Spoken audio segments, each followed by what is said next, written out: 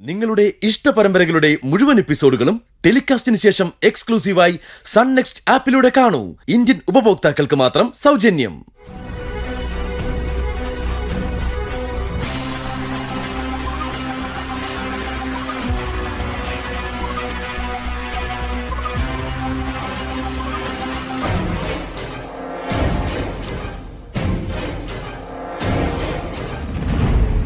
കാര്യം പറഞ്ഞാൽ എന്താ അളിയന് മനസ്സിലാവില്ലേ?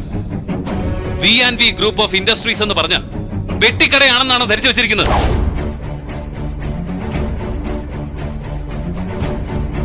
വീട്ടില് ഭക്ഷണം കഴിച്ചുകൊണ്ടിരിക്കുന്ന ആളിനെ വിളിച്ച് ഞാൻ ഇനി അങ്ങോട്ട് വരുന്നില്ല എന്ന് പറയുക, അതല്ലെങ്കിൽ നേരെ ചെന്ന് കേറിയിട്ട് നാളെ മുതൽ നിങ്ങൾ വേറെ ആളെ നോക്കിക്കൊള്ളാൻ പറയുക. ഇതെന്താ കുട്ടികളെയാണോ?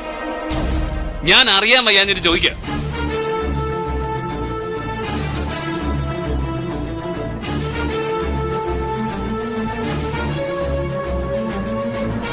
അതൊരു റെപ്യൂട്ടഡ് ഫേമാണ്.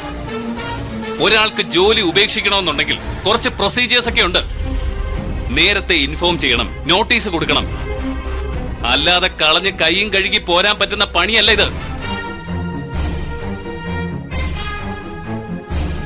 ചുമ്മാ അങ്ങനെ ഓരോന്ന് കയറി സംസാരിക്കരുത്.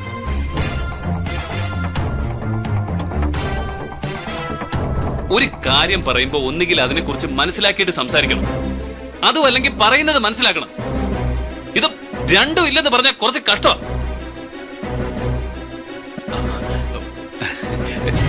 ഇതായിപ്പോ നന്നായേ. അല്ല, അളിയനെന്തിനാ ചൂടാവുന്നേ? പിന്നെ ചൂടാവാതെ ഫോൺ വിളി പറഞ്ഞിട്ട് വാ.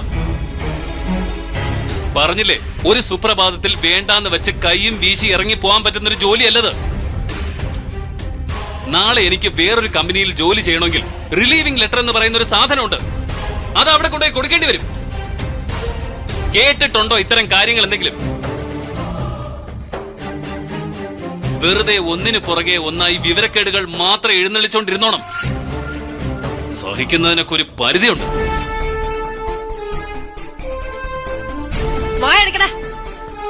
പറഞ്ഞു ഇതെങ്ങോട്ടാ നീ കേറി പോകുന്നത്? പറയാനുള്ളത് എനിക്ക് പറഞ്ഞേ പറ്റൂ. നിങ്ങളൊക്കെ വിചാരിക്കുന്നത് പോലെ ആ കമ്പനി വലിച്ചെറിഞ്ഞ് കളഞ്ഞിട്ട് എനിക്ക് അങ്ങനെ വരാനൊന്നും പറ്റില്ല. കോടിക്കണക്കിന് രൂപ ഇൻവെസ്റ്റ് ചെയ്ത് പുതിയ പ്രോജക്റ്റ് തുടങ്ങിയിരിക്കുക അവര്, അതും എന്നെ വിശ്വസിച്ച്. അതങ്ങനെ പാതി വഴിക്ക് കളഞ്ഞിട്ട് വരാൻ പറ്റില്ല എനിക്ക്. അത് നടക്കില്ല. നിന്നെ വിശ്വസിച്ച് വൈകിയും വൈദേഹി മേടവും കോടിക്കണക്കിന് രൂപ ഇറക്കിയെങ്കിൽ അത് കാർത്തിക് എന്ന് പറയുന്ന ഒറ്റ ഒരുത്തനെ കണ്ടിട്ടല്ല. നീ അല്ലെങ്കിൽ നിന്നെപ്പോലെ 100 പേരുണ്ട് അവർക്ക്. നിനക്കവരുടെ ബിസിനസ് ആണോ വലുത്, അതോ സ്വന്തം കുടുംബമാണോ? കുടുംബത്തിന് എത്രത്തോളം പ്രാധാന്യമുണ്ടോ അതേ പ്രാധാന്യം ചെയ്യുന്ന ജോലിക്കും ഉണ്ടാവണം. കുടുംബം നന്നായിട്ട് പോണമെങ്കിൽ ചെയ്യുന്ന ജോലിയും പെർഫെക്റ്റ് ആയിരിക്കണം. എന്റെ ഫ്യൂച്ചർ എന്ന് പറയുന്നത് ആ കമ്പനിയിലാ ഉള്ളത്.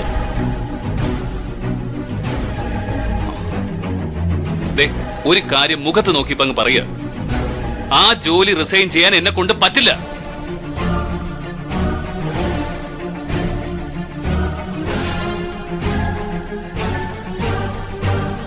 പിന്നെ ഒന്നുകൂടി, ഇപ്പൊ ഞാൻ പോകുന്നതും വൈകിയും വൈദേഹി മാഡത്തിനെയൊക്കെ കാണാൻ തന്നെയാ. എന്ന് കരുതി ജോലി ഉപേക്ഷിക്കുകയാണെന്ന് പറയാനുള്ള മണ്ടത്തരം കാണിക്കാനൊന്നും എന്നെ കിട്ടില്ല.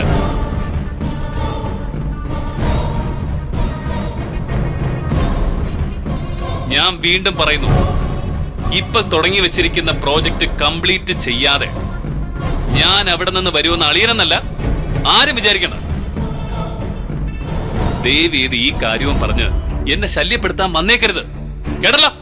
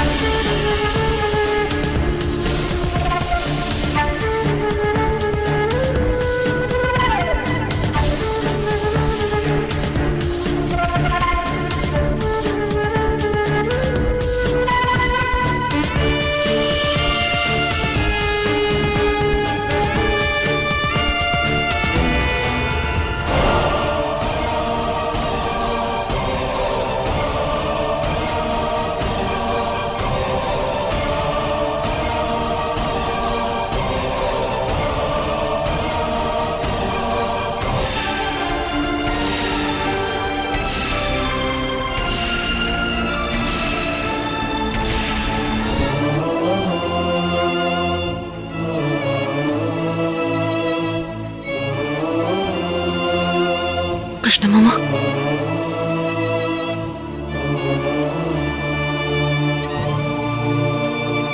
എന്റെ വാക്കുകൾക്ക് പുല്ലുവില കൽപ്പിച്ച് പുറങ്കാലുകൊണ്ട് തട്ടിത്തെറിപ്പിച്ചിറങ്ങി പോയവൻ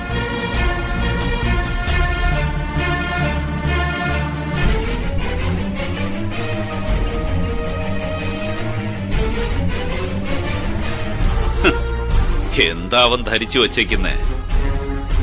ശബ്ദമുയർത്തിയ ഞാനങ്ങ് അടങ്ങുന്നു,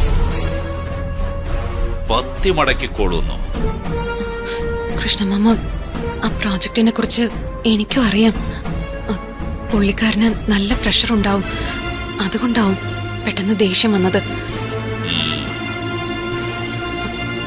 അല്ലാതെ കൃഷ്ണമാമയെ ധിക്കരിച്ചതൊന്നും അല്ല. വലിയ ഓഫീസല്ലേ, അവിടെ ചില നിയമങ്ങളൊക്കെ ഉണ്ട്. ഒരു 10-15 ദിവസങ്ങൾക്കുള്ളിൽ ആ പ്രോജക്റ്റ് കഴിയും. അതുവരെ നമുക്കൊന്ന് വെയിറ്റ് ചെയ്യാം കൃഷ്ണമാമ.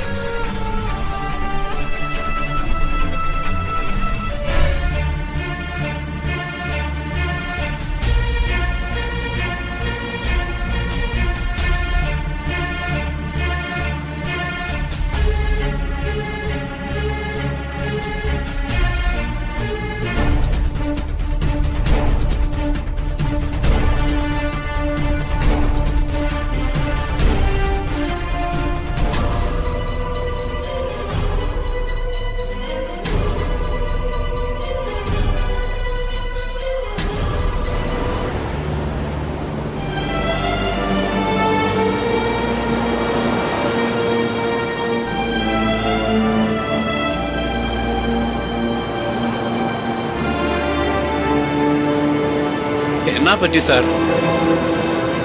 அவசரமா போன் பண்ணி விழிச்சு வருத்திட்டு ஒண்ணுமே சொல்லாத இருக்கணும். சாரோட தக்கிட தருகிற பருவாடி ஏதாவது வைகா மேடத்துக்கு தெரிஞ்சாச்சா? ഏയ്, വൈകിയൊന്നുമല്ല എന്റെ പ്രശ്നം. പ്രശ്നങ്ങൾ മുഴുവൻ എന്റെ വീട്ടില്.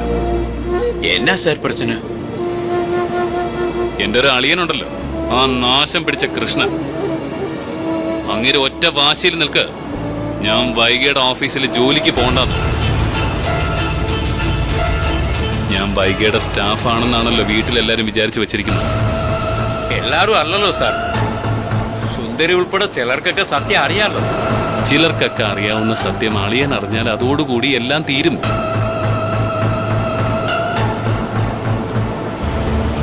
ഇനി അങ്ങോട്ട് ഫുൾ ടൈം ഞാൻ വീട്ടിലുണ്ടാവണമെന്ന് അളിയൻ പറയുന്നത്.